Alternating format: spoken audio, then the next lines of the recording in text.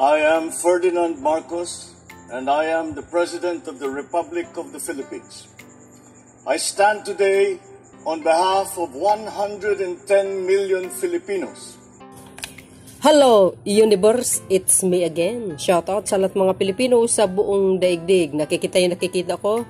Yan po, si Senator Ontiveros, mga kababayan. Nako! Alam nyo, last year pa itong nanawagan, para makipag-cooperate ang Pangulong Marcos Jr. para mag-imbestiga ang ICC dito sa Pilipinas. At ito na naman, si Senator Ontiveros, mga kababayan. Sabi niya dito, kita nyo yan? Ontiveros urged Marcos admin to work with ICC on drugs, war proof.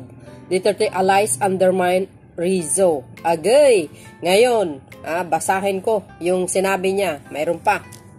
So yan, mga kababayan, nakikita nyo, sabi dito, Senate resolution urging Marcos admin cooperation in ICC probe filed. Sabi po ni Senator Ontiveros, mga kababayan, nakikita yan?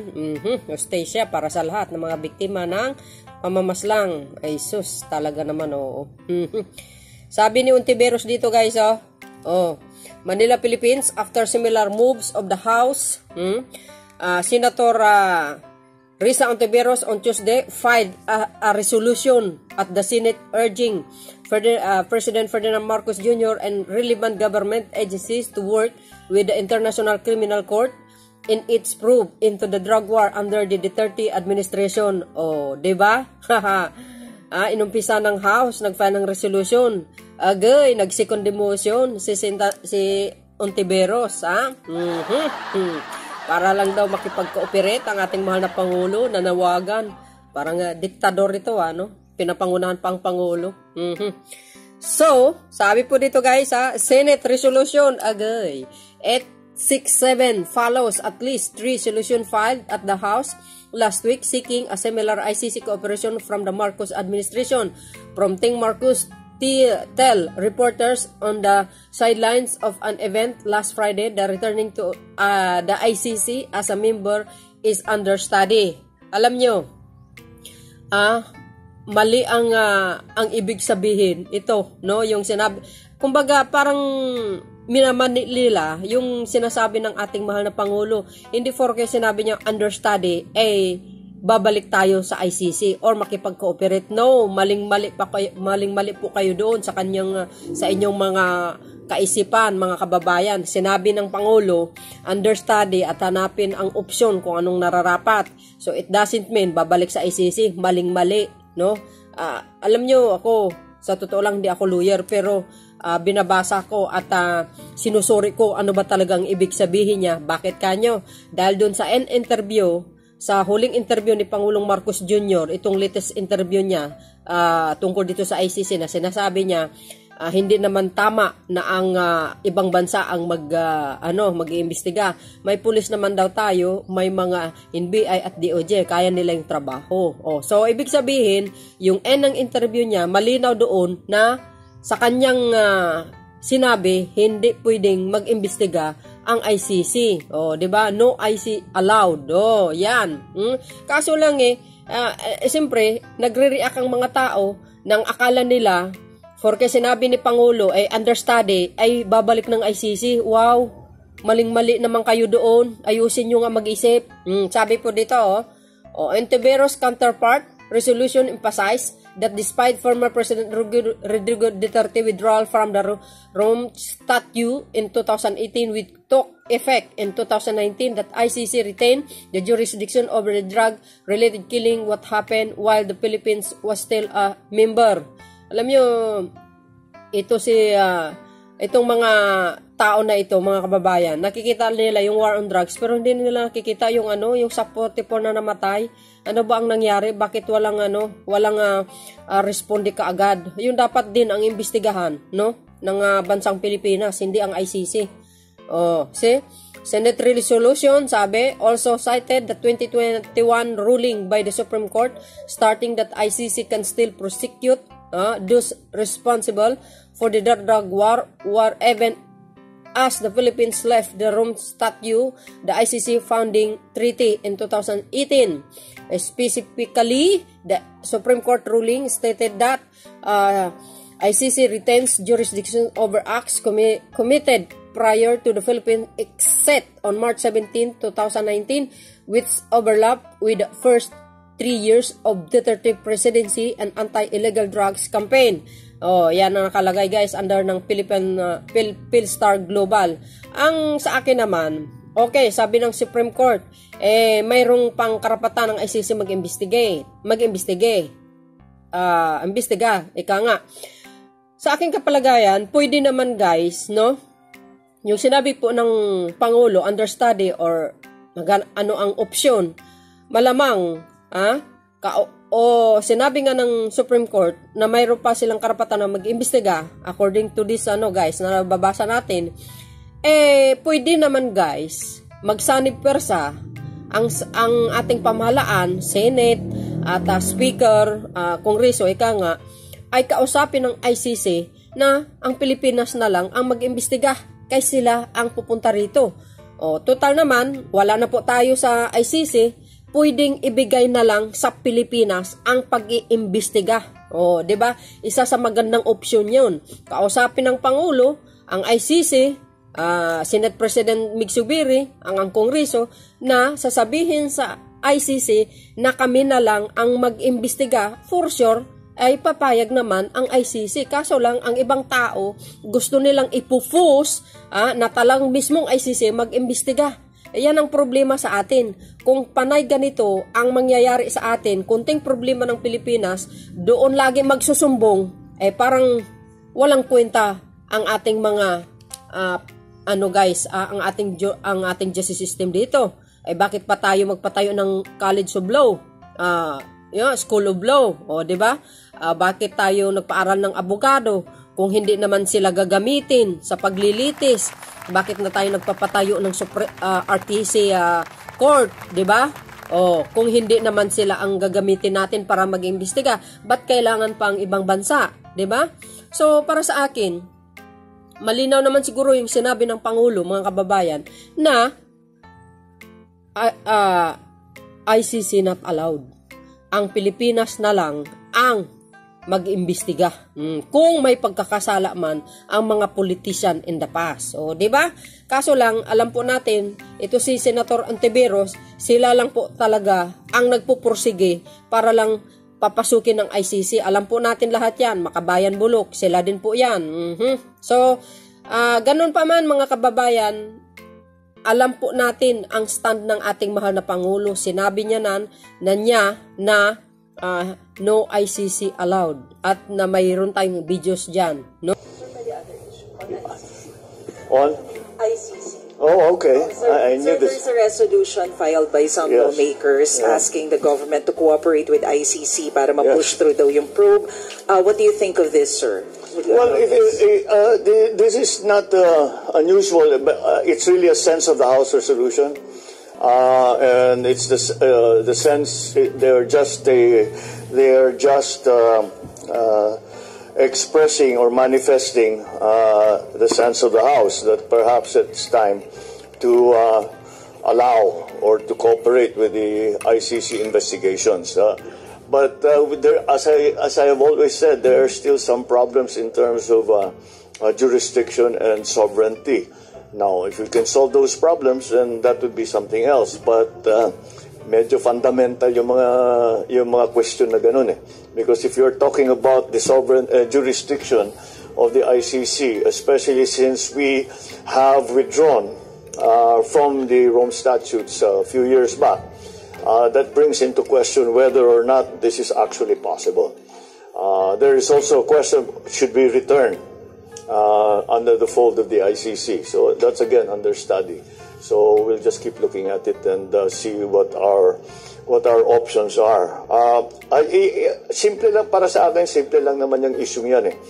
Hindi naman siguro tama na ang mga tigalabas, mga dayuhan, magsasabi sa atin kung sino iimbestigahan ng pulis natin, sinong aarestuhin ng pulis natin, sinong ikukulong ng pulis natin.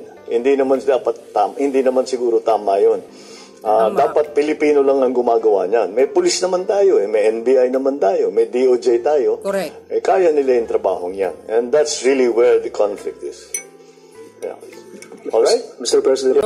So, sana po, pag nag-post kayo, huwag kayo nagpo-post ng dagdag bawas. Kung ano po yung sinabi ng Pangulo, yun po ang susuriin nyo mabuti. Bago kayo mag-post, kayo, salpak kayo sa alpak, hindi yung kaagad na intindihin kung ano yung ibig niya sabihin. So, ganun pa man, mga kababayan, para sa akin, kung ako tatanungin ako, kung anong stand ni Pangulong Marcos, doon ako. So, dahil dyan, guys, ito po ang sinabi ni Senator Amy Marcos. Para sa akin, ang totoo, desisyon ito ng ehekutibo. Ibig sabihin ng ating si Presidente na paulit-ulit ng sinabi na hindi papapasukin ng ICC.